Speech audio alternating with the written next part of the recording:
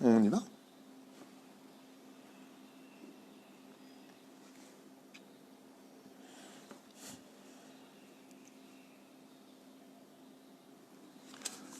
Beshem Hashem Naaseh Venatzliach Shuv Boker Tov. On est aujourd'hui lundi 20 avril et le 26 du mois de Nissan. Be'ezrat Hashem, 11e jour du Homer. Sheniske Leagdil Torah. Aujourd'hui, donc, le shiur sera pour David Mendel Yosef Ben Sarat Deri Ayakar, pour l'élévation de l'âme de Israël Ben Yvonne et la Refoua Shlema de Ava Bat Hild, et Refoua Shlema aussi, bien entendu, et grande réussite pour toute sa famille à lui, le peuple d'Israël, Be'ezrat Hashem.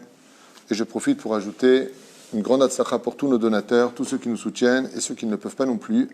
Que Kadosh Baruch Hu vous bénisse sur tous vos chemins.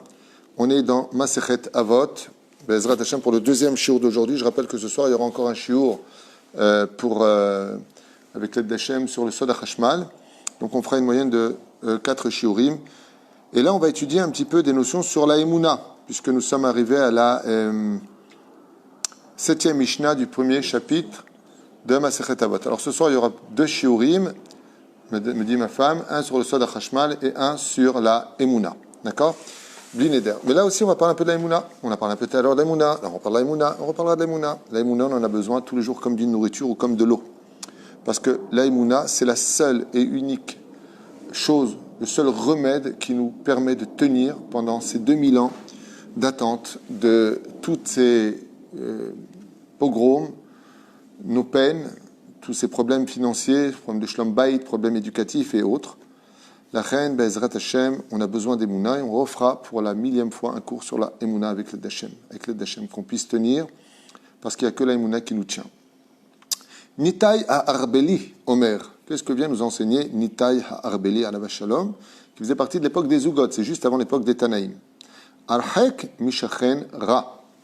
La Mishnah nous dit ici, éloigne-toi toujours d'un mauvais voisin. La première des règles à apprendre, c'est que très souvent les gens, quand ils vont acheter un appartement, ils font des choses intelligentes, surtout en Eretz Israël, c'est très important, celui qui peut d'acheter son appartement, Mishum Yeshuv Eretz Israël, même si le Rav Ovadia a dit qu'il n'y a pas de mitzvah d'acheter un appartement ici, mais Rabbi Nachman il dit que celui qui ne possède pas son terrain, c'est là où construire, il n'est pas chalem. Donc il y a quand même, selon la chassidoute, un inyan d'acheter sa maison en Israël. En tout cas, la halacha voit d'un œil très très bienveillant celui qui peut, avec l'aide d'Hachem, acheter un appartement, même un tout petit endroit en Israël. Combien c'est important? Pourquoi? Parce que le peuple d'Israël doit peupler sa terre, et que le peuple d'Israël. À un tel point que si Chaz Veshalom, la halacha nous dit que si un goy il doit acheter une maison, et qu'on propose aux juifs aussi d'acheter la maison, il a le droit d'envoyer un goy pour signer à sa place, pendant Shabbat. Lama, il dit Shema, de peur que ce soit des étrangers qui s'installent sur la terre d'Israël. Parce que la terre d'Israël n'est pas comme une terre, comme les nations du monde. C'est une terre qui appartient à Dieu, et Dieu l'a donnée à son peuple, le peuple d'Israël, comme c'est marqué dans toute la Bible, pour ceux qui ne le savent pas encore. C'est-à-dire, il n'y a rien de raciste dans tout ça, bien au contraire. Il y en a beaucoup d'étrangers qui vivent dans ce pays, on les reçoit à bras ouverts, il n'y a pas de problème avec ça. Seulement, au niveau de la terre, la Torah nous interdit de vendre notre terre à des non-juifs. C'est une halakha, vous soyez d'accord ou pas, Zeh Metziut. Alors, on vient et on achète une maison. La première des choses qu'on cherche, c'est le côté nochut, c'est-à-dire même pas acheter, louer une maison. On va regarder si c'est proche d'une macolette, que la maison, les chambres soient bien pour les enfants, ce qui est tout à fait légitime. Et puis on va passer au deuxième shlav. On va regarder s'il y a une école juive, où il y a un Talmud Torah, il y a une Beth Knesset, c'est pas très loin du travail, c'est très important, certes. Mais vient la Mishnah et nous dit, non. On reprend tout depuis le début. Même si tu as une super école juive, même si tu as Baruch Hashem le mikvé à côté, même si les chambres c'est super, le salon il est gigantesque, il y a la terrasse bli'ainara avec la paille dans le citron, même si tu as tout ce que tu veux, avant tout ça, renseigne-toi sur qui sont les voisins. Oy vavoy lecha. Et c'est ce qu'on va étudier. Fais très attention quand tu achètes une maison de te renseigner sur qui sont les voisins, qui sont les gens qui vont vivre près de nous. Pourquoi? Parce que le voisinage peut te retirer le goût de la vie dans ton royaume. Tu peux vivre dans un très très bel appartement, mais si tu es un mauvais voisin, la première des choses que tu regretteras au monde, c'est d'être venu dans cette rue, même pas dans cet appart. Celui qui est hargneux, celui qui te vend, celui qui parle, celui qui te fait du mal, celui qui a inaïra, celui qui... On va étudier Miou Shachenra dans le Masechet Avot, dans le 2e chapitre, à la Mishnah Yud Aleph. Là-bas, on nous dit que la pire des choses qu'on puisse rencontrer sur terre, c'est un mauvais voisin. C'est une des opinions qui est rapportée sur les 5 opinions. Quelle est la pire chose qu'on puisse avoir dans sa vie? Pire, plus qu'une maladie à la maison. Maou, Shachen, Ra. Pourquoi? Parce qu'un mauvais voisin, il peut te retirer toutes les qualités de la vie dans laquelle tu as vécu. Asbon Irebeetzem, les plusieurs opinions, on va dire ça comme ça, de qu'est-ce que c'est vraiment un Shachen Ra, un mauvais voisin. Qu'est-ce que ça veut dire exactement un mauvais voisin? Le Baal HaKahati nous fait un tour comme ça assez rapide sur le sujet et il dit Achad sheken shebabait, Achad shachen shebabait, ve'echad shachen bebachutz, echad shachen shebasadeh. Il dit attention, quand on te parle d'un mauvais voisin, c'est pas que celui qui est le voisin de ta maison, ça peut être aussi ton voisin quand tu vas à l'hôtel ou quand tu vas à droite et à gauche. Tu vas loin là.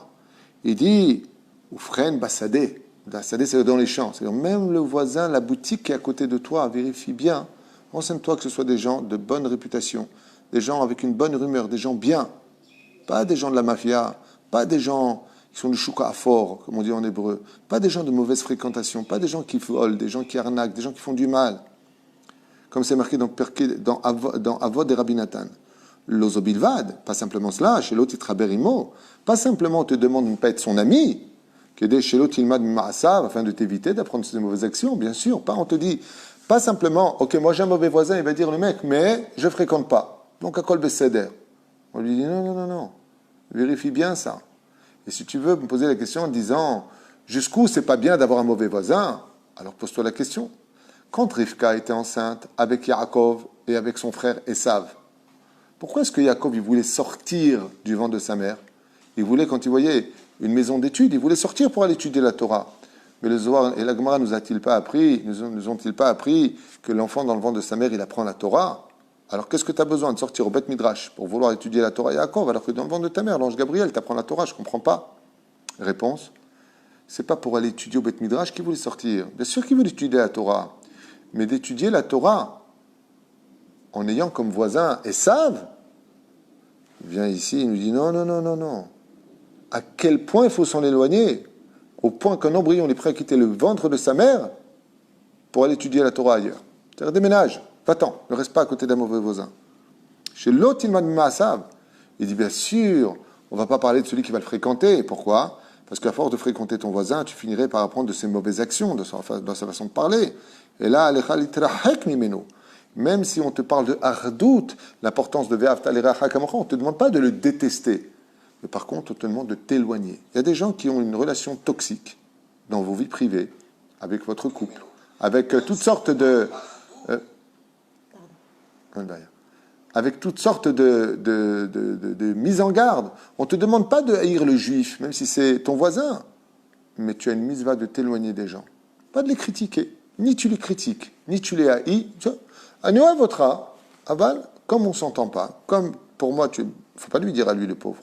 Mauvaise influence, c'est une mitzvah de dire, écoute, je suis en train de chercher ailleurs. Pas chou de partir. Chez l'autre, takala, imo, bemapalato. Il dit pourquoi? Il dit parce que les gens qui sont mauvais, Akadosh Baruch Hu, au début, il les laisse. Comment ça s'appelle les gens qui sont mauvais? C'est comme des gens qui sont dans le supermarché. Tant qu'ils sont avec le caddie dans le supermarché, ils peuvent se permettre de mettre ce qu'ils veulent dans le caddie. Personne ne va rien leur dire. C'est quand ils vont passer à la caisse. Il y a un moment, tôt ou tard, il y a une frontière. Il y a une limite. Et là-bas, tu devras passer. Ce qui fait que quand Akadosh Baruch Hu va estimer que maintenant le rachat, il serait temps qu'il paye, avec tout le mal qu'il a fait à sa famille, avec tout le vol, avec la vulgarité, il se prenait pour Dieu, il a ignoré toutes les lois d'Hachem, boum, il est ruiné. Boum, il prend un coup sur la tête. Il dit alors, écoute bien, comme ça disait Chachamim, on ne jette pas une pierre dans la bouse sans que ça éclabousse ce qui était à côté. Le jour où le rachat est puni, le voisin qui est à côté, il n'a rien fait. Il sera éclaboussé par les malheurs de celui qui est à côté. Comme ils ont raconté aux États-Unis, il y a quelqu'un qui avait acheté une maison, travaillait à la banque, rien de mal, Il adorait le jardin. Sa femme elle lui a dit, j'adore, regarde la petite entrée pour la voiture. Ils n'ont pas vérifié qui c'était le voisin à côté. Le mec à côté, c'est un voyou. Il y a une fusillade 2 ans plus tard. Dans la fusillade, les balles sont passées dans la maison d'à côté, ça a tué leur fille. C'est ce qu'il dit ici. Il dit, renseigne-toi bien, qui est ton voisin? Parce que le jour où Dieu va mettre un terme, il y aura des éclaboussures. Et ces éclaboussures, elles viennent sur la maison du voisin qui était bon. Donc même si le voisin il vient après qu'on ait loué, il faut quand même déménager. Il faut prier toute sa vie qu'on ait toujours un bon voisin. Des prières qu'on ne compte jamais dans nos vies. Mais par contre, un bon voisin, ça peut te sauver la vie dans beaucoup d'occasions. Et si c'est un enfant qui est ingrat et qui est notre voisin, si c'est notre enfant? Ah, si tu veux dire par là que la personne, que c'est notre propre famille, oui. C'est la même chose. Mitzvah leitrahek. C'est une mitzvah de s'éloigner des gens toxiques. Encore une fois, je répète cette phrase parce qu'il ne faut pas qu'elle soit mal comprise. On ne te demande pas de haïr un juif. On ne te demande pas de le détester. On ne te demande pas de... Tu comprends? Mais on te demande de te protéger par contre. Je t'aime bien, mais je préfère. Chacun chez soi. Dans notre cas à nous, chacun chez soi. pourquoi? C'est une mauvaise influence. On ne va pas lui dire, mais pour nous, c'est une mauvaise influence. Quand par exemple, tu vois ton fils qui étudie la Torah, tu as le voisin à côté, il vient constamment avec des jeux, des films. D'un coup, il les prend dans la chambre. À un moment, c'est pas que je t'aime pas, mais retourne chez toi. Va-t'en. Pourquoi? Parce que tu influences sur mon fils négativement. Et vous savez toujours, qu'entre le bien et le mal, il y a toujours les bons samaritains qui disent, bah, justement, le pauvre, lui, il sait rien, bah, laisse ton fils l'influencer sur l'étude de la Torah. Tant qu'il n'y a pas la Géoula, le mal l'emporte sur le bien. Sur terre. Ça veut dire que si tu prends un tzaddik, que tu mets à côté du rachat, si ce n'est pas un tzaddik gamour, dit Rabbi Nachman, le tzaddik, il devient rachat. C'est le rachat qui va influencer sur lui. Pourquoi? Ben, c'est très simple. Parce que le tzaddik, il fait quoi? Il souffre dans ce monde. Et après la mort, il profite de tout pour l'éternité. Le rachat, il profite de ce monde de 80 ans de vie, 100 ans de vie maximum. Et après, pour les longues périodes, il souffre. Donc, qui gagne sur terre? Le rachat, il profite. Et après, il souffre. Le tzaddik, il souffre. Et après, il profite. Donc, si tu viens dans le monde du rachat, tu vas voir que c'est beaucoup plus facile d'être rachat sur terre que d'être tzaddik. Allez-y les gonzesses, t'arnaques des gens au téléphone, tu te tapes les plus beaux hôtels, les plus belles suites, tu voles des voitures, hasve shalom. Donc la vie elle est beaucoup plus facile. C'est beaucoup plus facile que de se taper une Gemara, Rashi, Tosfot, Rishonim, Acharonim, bon un truc en 2020. Tu te demandes pourquoi tu étudies. En plus quand tu sors dehors en noir et blanc, les gens étudient, tiens, voilà un jeu de dames. Ok? Avant, quand tu voyais quelqu'un qui étudiait la Torah, tu donnais du kavod. Aujourd'hui, tu vois, on nous voit avec le chapeau comme des parasites. Il y a même des goïms qui disent voilà, le sorcier, on parle parce que j'ai un chapeau sur la tête. Ils sont mignons. C'est des clowns de la vie, mais ils sont mignons. Tu comprends? On n'est pas applaudi pour le travail qu'on fait en général. En général, je ne parle pas des gens qui nous suivent, qui sont des gens qui aiment la Torah. Tu le vois bien au sein du gouvernement. Le monde religieux, comme ça nous tape dessus. Tout ce qu'on fait, des titres, des vidéos, on fait des généralités. C'est un problème. Oy les rachats et oy les shreno, comme c'est marqué dans les Gaïm. Malheur au rachat et malheur à son voisin. Ça veut dire qu'automatiquement, tout comme une ombre est toujours collée à l'identité de celui qui la crée, le shachen, le voisin, est toujours touché par les décrets des autres. Des fois, tu as des tzadikim qui meurent, et c'est une question que tout le monde a posée comme question. Il dit, mais pourquoi les tzadikim meurent? Pourquoi les rabbanim meurent? Une grande question. Ici, il répond dans cette Mishnah. Il dit parce qu'il est éclaboussé. Le tzaddik, il aurait dû s'éloigner. Ça veut dire que quand tu vis dans une ville de Rechaïm, par exemple Sodome et Gomorre, ouais, maintenant le mec il est tzaddik là-bas. Mais il n'est pas tzaddik gamour. Tzaddik gamour, il peut changer la ville, comme Yosef qui a changé l'Égypte. Ne confondez pas tout. Mais il est tzaddik, oui, il sera pris un petit peu. Vous savez, ça me rappelle l'histoire du pêcheur. Les pêcheurs, quand ils jettent les filets, ils veulent pêcher des maquereaux. C'est pas un jeu de mots. Ils veulent pêcher du maquereau. Et qu'est-ce qui monte avec les maquereaux? Des crabes, des sardines. Mais je ne voulais pas les pêcher. Mais ils étaient juste à côté. C'est exactement la même image. Quand le filet est jeté sur les Réchaïm, il ne vient pas faire le tri, le filet, il passe entre les gens. Il vient ramasser tout le monde. Et malheureusement, même les innocents payent avec les coupables. En Khoutz Laaretz, c'est souvent des non-juifs qui sont les voisins. Est-ce que ça marche aussi? C'est pareil, tu peux avoir un non-juif qui est quelqu'un de normal. Pourquoi dire bien? Normal. C'est bien d'avoir un voisin qui est normal. Bonjour, au revoir, on ne te demande pas de nous fréquenter. Des fois, tu as besoin de sel, des fois... Vada, il n'y a pas de problème avec ça. Quand tu as un voisin, pourquoi tu peux même avoir un voisin arabe? Tant qu'il ne te jette pas de pierre, il ne t'insulte pas toute la journée, il est matov mané. Où est le problème? C'est-à-dire que ça marche aussi. Nous, on a des voisins ici dans l'immeuble qui sont russes, ils ne sont pas juifs. Et ils nous le disent ouvertement. Je n'ai pas de problème avec eux. C'est pas parce que tu n'es pas juif que tu ne peux pas être mon voisin.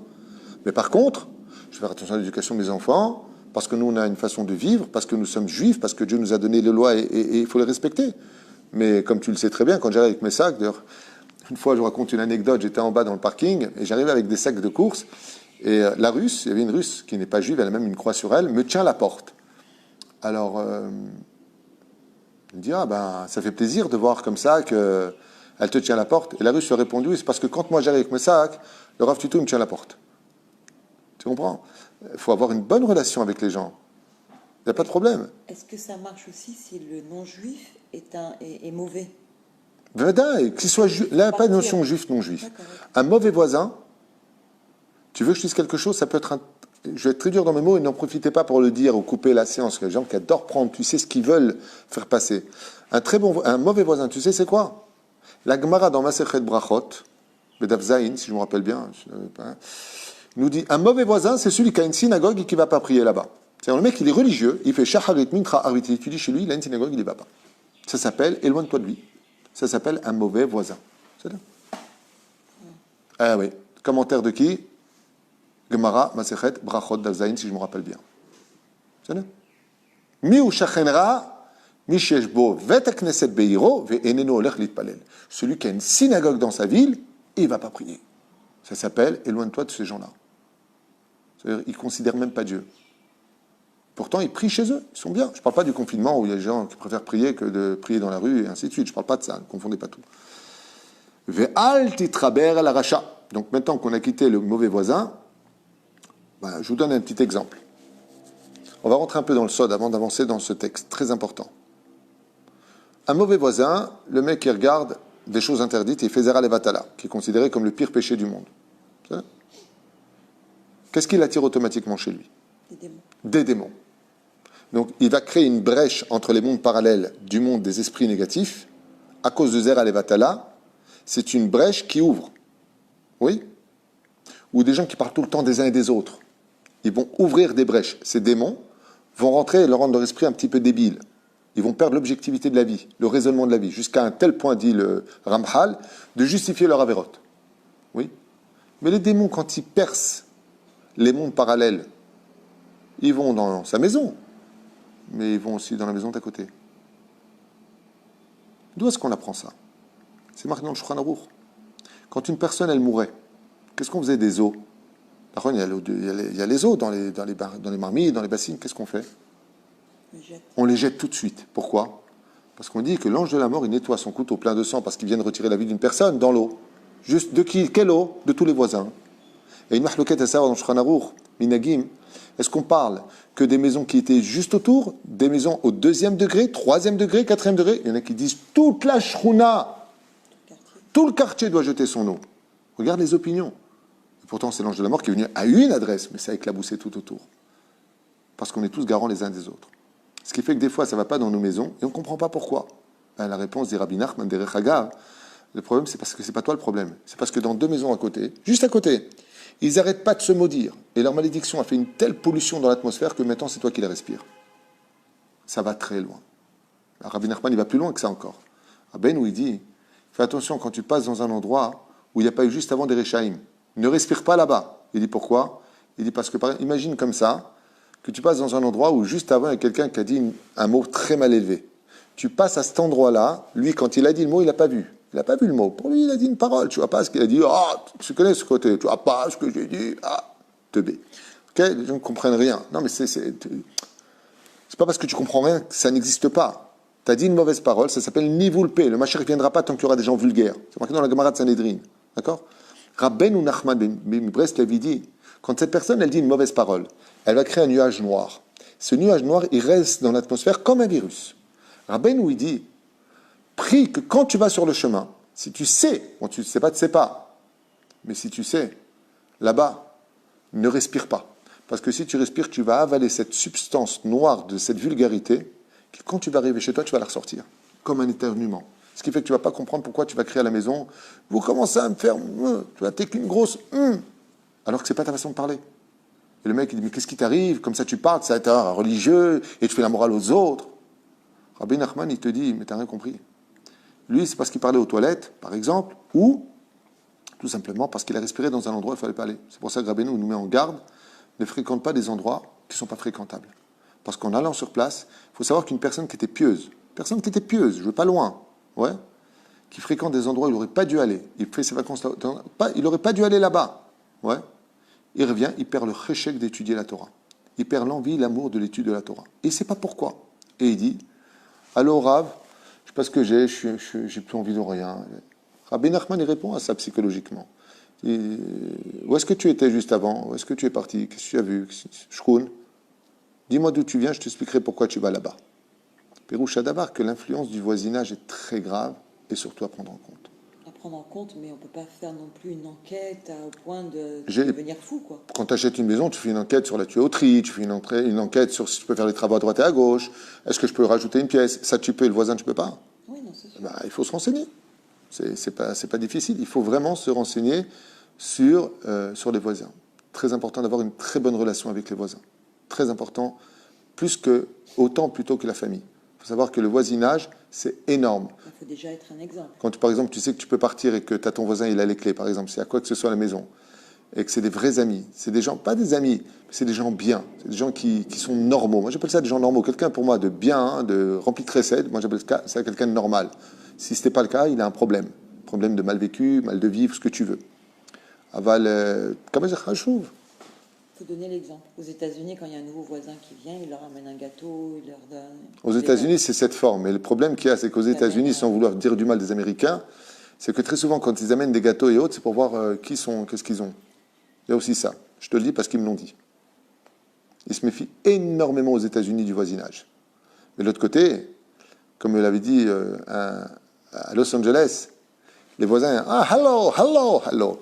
Mais si tu ne peux pas payer une seule de tes factures ou que tu n'as pas payé une amende de la police, il n'y a plus personne qui te parle. Parce que ça fait partie de la culture. Quoi, tu n'as pas payé ton amende, c'est un pays de capitalistes. Ce qui fait que les quartiers des riches, il n'y a pas de pauvres. Tandis que nous, en Israël, que tu sois riche, que tu sois pauvre, on est tous là les uns pour les autres. Et nos fêtes nous rappellent, comme la fête de Sukkot, comme les enterrements, il n'y a pas de riches, il n'y a pas de pauvres. Comme le confinement qu'on vit aujourd'hui. Il n'y a pas de riches, il n'y a pas de pauvres.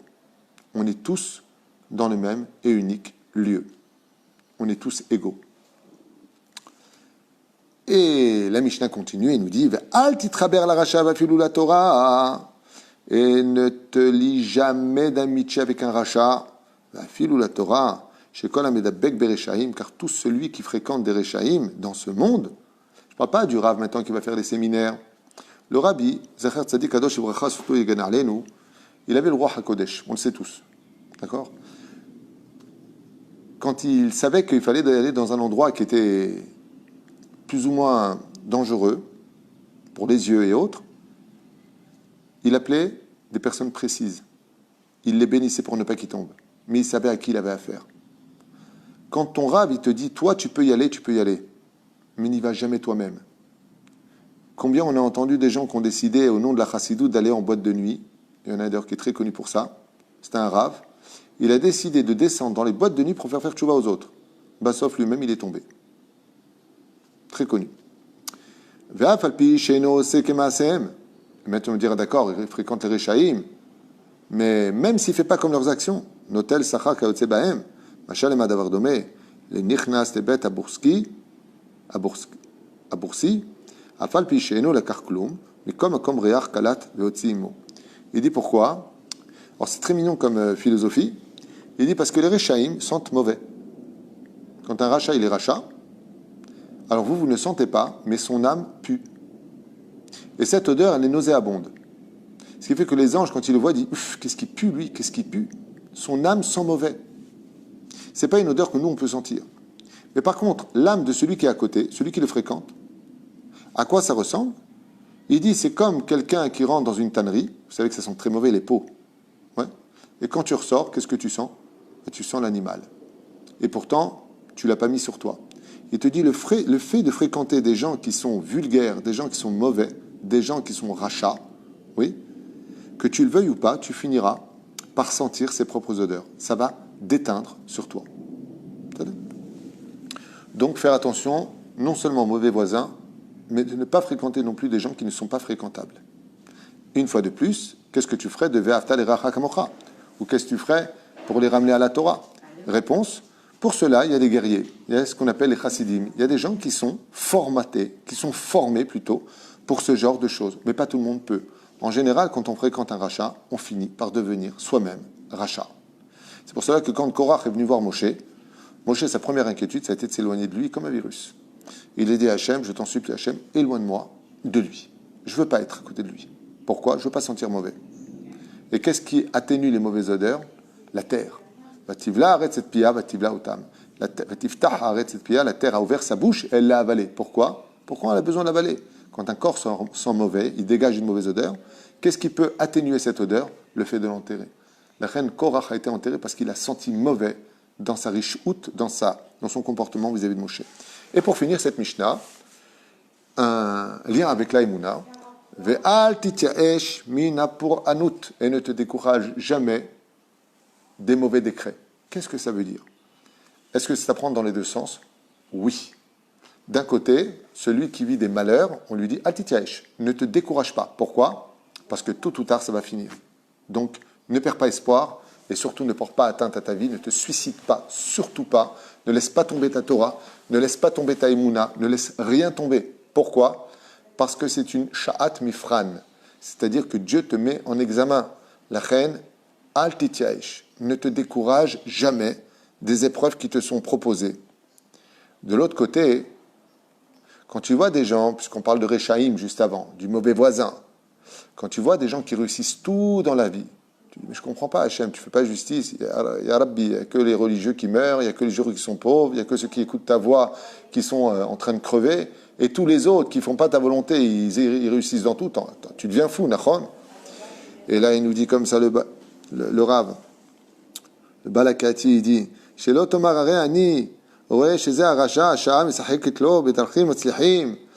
le Racha réussit tout ce qu'il fait dans sa vie.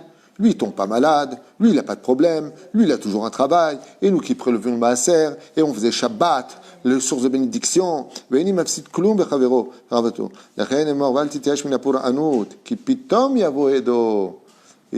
non, non, non, non, non, non. Ne parle pas comme ça, il n'est pas arrivé encore à la fin, c'est à la fin qu'on paye les musiciens. Baba, ce que tu vois, les Mad Avardomé, à quoi ça ressemble? Il dit, c'est comme un homme qui était en prison, et ils vont lui couper la tête. Il était condamné à mort, ils veulent lui couper la tête. Il y a la guillotine. Et lui, on lui a dit, c'est quoi ta dernière volonté? Il a dit, je voudrais manger et des mets de folie qui coûtent extrêmement cher. Mais la loi, elle dit, ce qu'il demande avant de mourir, on lui donne. Et à ce moment-là, il y a quelqu'un qui passe, il voit par la fenêtre quelqu'un qui mange. Il dit, mais c'est qui cet homme-là? Il dit, je ne connais pas, c'est un assassin, il a violé des femmes, il a assassiné des enfants, il a volé des gens. Il dit, mais je ne comprends pas.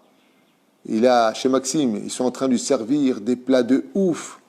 Mais elle est où la justice? On lui dit, mais non, regarde sur la droite. Il regarde comme ça, il dit, oh là là, c'est quoi ça? Il dit, si, c'est une prison. Là-bas, ce que tu vois, c'est la guillotine. Et ce que tu vois en train de kiffer, c'est sa dernière volonté. Ah, j'avais 20. Comme ça, il dit à propos des Rechaïm. Quand tu vois les Rechaïm qui réussissent dans ce monde, c'est parce que comme Et Kol Rechaïm Yashmid, Dieu compte leur faire payer à la fin, ils ont droit, comme les condamnés à mort, une dernière volonté. Donc, ce qu'ils demandent, ils l'ont. La reine Katouv, Al tityaesh mina pour Anout. Ne te décourage pas de les voir punis, car tôt ou tard, ils finiront punis. Comme disait le Baal Shem Tov, on apprend que Dieu existe aussi bien des tzadikim que des Rechaïm. Les élèves lui ont posé la question, ils disent, des tzadikim, je comprends, on voit que Dieu il existe, parce qu'ils reçoivent le salaire, mais des Rechaïm, d'où est-ce qu'on voit que Dieu il existe? Il dit, attends toujours la fin du rachat, et tu comprendras que Dieu existe aussi. Parce que tôt ou tard vient la punition du rachat. Et là, tu comprendras comment Akadosh Baruch Hu, il mène la vie de chacun de nous. Car ce qui compte dans la vie d'un homme, c'est comment il finit sa vie, et non pas comment il ni la commence, ni comment il la vit. C'est la fin qui compte. Quelqu'un qui a vécu dans l'opulence toute sa vie, il a connu les meilleurs restaurants, les meilleurs hôtels, les meilleurs plats, tout ce que tu veux. Mais avant de mourir, il est clochard, il est sous un pont. La seule chose qu'il va retenir, c'est quoi? C'est ce qu'il vit sur le moment présent. Et toutes les années de bonheur deviennent pour lui un malheur, parce que la chute, elle est haute. Il s'écrase. Mais quand quelqu'un était très pauvre, il a vécu sous un pont, et qu'un jour il devient extrêmement riche, et jusqu'à la fin de sa vie, très bizarrement, il oublie très vite ses malheurs, et il profite du moment présent. C'est ça la vie des tzadikim et des rechaïm. Les tzadikim, ils souffrent énormément dans ce monde. Ils supportent les fautes des autres. C'est eux qui payent les premiers les dettes du peuple d'Israël. Mais quand ils partent de ce monde, et que Akadosh Baruch Hu les accueille dans une joie incommensurable, ils oublient en un seul instant, au contraire, du quoi, pour aussi peu souffrir, c'est ça que je reçois pour l'éternité. Par contre, les Réchaïm, avec tout ce qu'ils ont vécu dans leur vie, quand vient le jour de la mort et qu'ils sentent que la mort s'approche et que peut-être Dieu, bientôt, il va donner des comptes, ils disent, mais qu'est-ce qui me reste de tout ça maintenant, si ce n'est qu'à aller payer tous ces malheurs, tout ce que j'ai fait de mal. Ok? J'ai 2 ou 3 questions. La première, c'est quand on se renseigne sur le voisin, c'est pas une forme de lachon hara? Pas du tout. C'est une enquête qui est nécessaire. C'est du lachon hara, nachon, mais les shem toelet. Ça veut dire que c'est au nom de la construction de l'avenir de nos relations que je viens poser des questions. Dans ce cas-là, ça s'appelle plus, dit le Chafetz Chaim du lachon hara. Tout lachon hara qui est les shem toelet, c'est-à-dire qui est là pour un avantage. Ben, par exemple, quelqu'un vient te voir et puis il te demande quelque chose. Moi, je viens te voir, je dis qu'est-ce qu'il veut lui? Et tu me dis ce qu'il veut. Tu n'as pas le droit. Il est venu te voir. Mais pourquoi tu vas me répondre? Parce que tu sais que je peux l'aider. Par exemple, il a besoin par exemple, tu vas me dire, comme ça s'est passé, mais il n'a pas pour faire Shabbat. Pourquoi tu me le dis? Peut-être que lui ne voulait pas. S'il est venu te voir, il a honte. Mais tu vas me le dire parce que je peux faire quelque chose, par exemple. Comme pour le mariage, on se renseigne sur le khatan. Tout comme tu vas te renseigner sur le khatan et la kala. Ouais. Si tu ne veux pas finir avec un divorce, il faut aussi un petit peu se renseigner. C'est une mitzvah, comme font tous les charedim, mais ils connaissent très bien le lachon hara. Ils veulent savoir s'il y a eu des antécédents, s'il y a eu des choses. C'est pas du lachon hara, c'est les shem toelet. Et quelqu'un demande comment on sait si quelqu'un est rachat et quelle est sa définition? Alors, c'est le cours qu'on a fait juste, enfin, c'est ce qu'on explique depuis tout à l'heure. Il y a beaucoup de définitions. D'abord, il y a le côté humain. Commençons par le bas. Après, c'est quoi? C'est une bonne question. Parce que j'en ai parlé, mais je ne l'ai pas bien élaboré. Vous avez raison. Qu'est-ce que c'est un rachat? On a vu qu'un rachat, il peut être sadique. Un rachat, il peut être rachat de sadique. Qu'est-ce que ça veut dire un tzadik rachat? C'est-à-dire que d'un côté, c'est un tzadik qui est chômeur Shabbat, de l'autre côté, il parle super mal à sa femme, ou il crie toute la journée à la maison, il juge tout le monde, il se prend pour Dieu. C'est un grand rachat qui est chômeur Shabbat. On peut avoir une personne qui est complètement rachat, mais il donne beaucoup d'argent à yeshivot. Donc vous avez raison. Qu'est-ce que c'est? Premier shlav, et ce que je vous conseille vivement dans vos relations avec tout le monde, c'est de rechercher des êtres humains. Avant, regardez le côté religieux, comme on peut l'apprendre de Moshe Rabbeinu. D'abord, il était Moshe, après il était Rav. Pas Rav Moshe. D'abord Moshe et après Rabbeinu. Donc d'abord, de trouver une personne qui soit humain. C'est vachement important de tomber sur des gens humains, qui est de l'humanisme en eux, qui est un sechel d'humain. Des gens normaux. C'est la base de toute chose. Des gens avec du savoir-vivre. On ne peut pas dire plus clairement les choses que cela. La deuxième chose, que ce soit des gens qui aient de la morale. Parce qu'on peut être très bien quelqu'un de normal avec du savoir-vivre, mais on n'est pas moral. Comme par exemple, c'est immoral, l'homosexualité. Mais le mec, il est super gentil, il te parle bien. C'est un autre degré. C'est-à-dire qu'il y ait de la morale, telle que la Torah le demande, si possible. Ou même la morale universelle. La troisième chose, on peut aussi, comme Hashem Ishmael Verahem, il y a beaucoup de gens qui se marient avec leurs animaux aujourd'hui, vous savez ça. Les femmes qui vont avec leurs chiens, les hommes qui vont avec des chevaux. Hashem Ishmael, il se passe beaucoup de choses noraïm dans ce monde. D'accord? Mais dans la vie, le mec, il est super sympa. Mais c'est un grand rachat. Parce qu'à partir du moment où il descend dans sa relation avec le monde animalier, il est empreint d'immoralité. Donc faites très attention à cela, qu'il y ait du savoir-vivre, mais en même temps de la moralité. Troisième point le plus important de tous, c'est qu'une fois qu'il a construit cette base si fondamentale à l'humanité, qu'il y ait de la Torah en lui. Si c'est un non-juif, qu'il ait, Bezrat Hashem, du respect pour les autres, et pas de l'antisémitisme, qu'il n'ait pas de mauvaises choses en lui, et si c'est un juif, qu'il ait surtout la notion du respect du Shabbat. Ça me rappelle mon Rav, le Ravere Garbian Shlita, chez Badel Haïm Arukim, quand il habitait à son ancienne adresse, juste à côté, le voisin d'à côté n'était pas Shomer Shabbat. De chez lui, on entendait de la musique, rock'n'roll, je sais pas ce qu'il écoutait, hyper fort. Et le Ravarié, comme ça, j'étais chez lui, un Shabbat, il baissait la tête comme ça. Il disait pas un mot de mal sur personne. Il disait comme ça, voilà, c'est chez Iskel Arzor Bichouva. Aval, il ne pouvait pas étudier à cause de cette musique. Et la reine, il y a le côté maintenant moral Torah. Il a déménagé. Qu'est-ce qu'appelle Ravarié? Mon Rav a déménagé, tout simplement. Il a essayé de lui faire Teshuvah, il a vu qu'il n'a pas réussi. Alors il a acheté une maison dans un endroit où il a vérifié que là-bas il y a des chômeurs Shabbat, et grâce à Dieu, il est très bien installé. Et il n'est plus dans cette inquiétude de pouvoir faire Soukot ou étudier la nuit la Torah comme il le fait, avec des voisins qui écoutent des choses qui esquintent la Neshama. Donc voilà, ce sont les trois shlavim qu'on peut comprendre. Il y en a d'autres qui sont cités ici. On a dit celui qui ne va pas prier à la synagogue alors qu'il a une synagogue, c'est aussi considéré comme un mauvais voisin. Et puis il y a surtout les Rechaïm, sont ceux dont les fréquentations sont suspicieuses, comme les mecs qui rendent des prostituées chez lui, qui, Hashem Yishmor Virachem, Moi, je trouve qu'un bon voisin, c'est celui qui tient compte des autres. Je voudrais vous donner un petit exemple qui n'est pas joli, mais qui a été confirmé, parce que je me suis mis un petit peu en colère, qui a été confirmé par le Rav Shalom Cohen et le Rav Yitzhak Yosef, ainsi que le Rav d'ailleurs Shlomo Amar. Donc tous les grands rabbins d'Israël l'ont dit, et ça m'a beaucoup encouragé. Là où on vit ici, sans rentrer dans les détails, ils ont organisé des prières balcon. Donc c'est très bien. Seulement, à des heures impossibles, il arrive qu'un des chazan, qui prennent donc la prière, hurle. Et quand je vous dis qu'il hurle, c'est insupportable. Les voisins autour ici ont commencé à crier stop, stop, stop. Et lui, au lieu d'avoir un peu de respect, il a augmenté sa voix, style je vous en MERDE, monsieur qui fait son kaddish à 2 balles. Ouais, vous connaissez la prière, il leur a dit Atfila, Besrout Atfila Olam Omed. Il vient donner des leçons de morale en plus, ce serait bien. Au nom de la Torah, on peut être un très grand rachat. Et comme j'avais dit, parce que mes enfants me demandaient pourquoi j'étais pas content, je leur ai dit je suis pas content parce que c'est une personne qui fait une misa sur le dos d'une Avera. Il réveille des gens très tôt, il réveille des vieilles dames, il y a des gens qui sont fatigués, ils n'ont pas envie d'entendre, et ils ont fait 1 million de kaddish qui n'avaient même pas lieu d'être à le pied halacha, mais c'est ma fria. Le lendemain, le Rav Shalom Cohen, c'est celui qui remplace aujourd'hui le Rav Ovadia Yosef au niveau des Chachmei Torah, il a fait un psaque en disant interdiction de faire la prière si les voisins se plaignent à côté. C'est exactement ce que j'ai dit. Ça aussi, ça peut être un très mauvais voisin, au nom de la Torah, au nom de la prière, au nom du judaïsme, de faire des choses qui dérangent. Moi, je sais que la dernière fois, on était en train de jouer dehors, il y a un voisin qui est monté en dessous, là, enfin, c'est pas moi, les enfants, ils étaient en train de jouer dehors, et le voisin, il a dit, excusez-moi, mais il est 21h30, pas 22h, mais je suis en train de dormir, j'ai du mal, j'aurais dit, vous arrêtez tout de suite. Et les enfants, vous savez ce qu'ils m'ont dit? Ils m'ont dit, mais il n'est pas 22h, ça va, on peut quand même un peu respirer, on est en confinement. Je lui ai dit, Nachon, vous avez raison, mais il y a un shachen qui veut dormir maintenant, il est fatigué. C'est un voisin russe, et lui non plus n'est pas juif. Aval, on se doit d'être de bons voisins. Parce que si on te demande de t'éloigner des mauvais voisins, ça veut dire que toi aussi tu dois être un exemple. Zéperoucha d'avar. Des gens qui tiennent compte de l'existence de l'autre. Savoir vivre. Il y a une dame qui dit mais quand on a un voisin qui est rabbin et qui leur dit même pas bonjour, ils essayent, machin, mais il est froid, il est. C'est une nature, je ne sais pas si tu as un voisin qui est d'embared dans l'ascenseur, qui ne te parle pas, j'en sais rien, peut-être qu'il n'est pas parti aux toilettes depuis 3-4 mois, je ne sais pas quoi dire. Il faut lui poser la question à lui.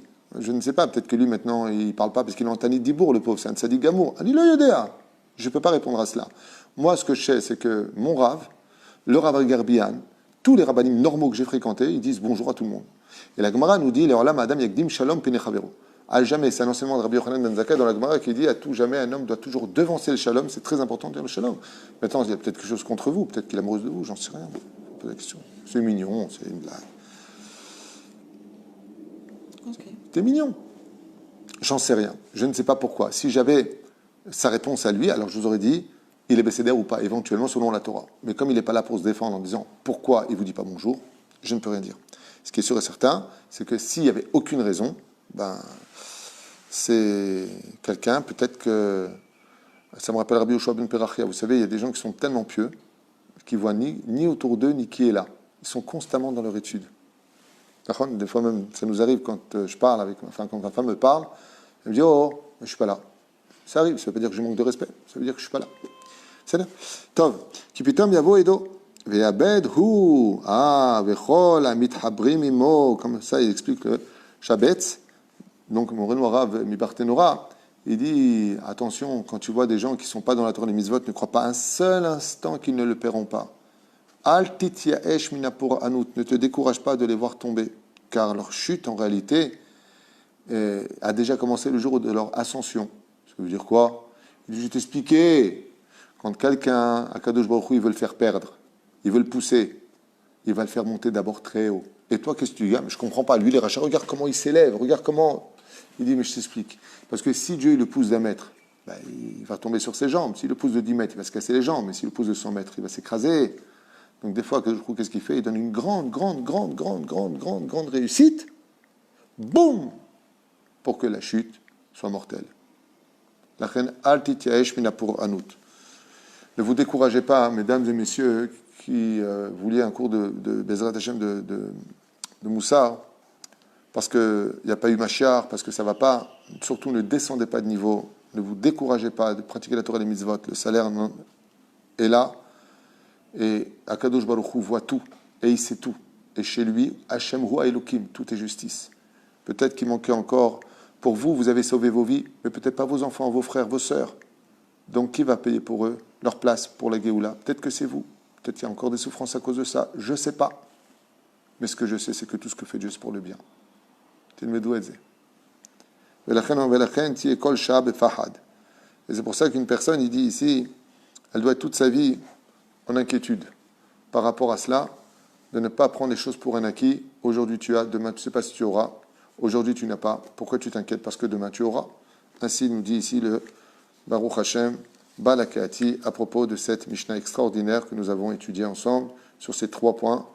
Ne sois pas le voisin d'un rachat, d'un mauvais voisin, ne fréquente pas les Réchaïm et surtout ne te décourage pas des épreuves de ce monde, car tôt ou tard tout finit.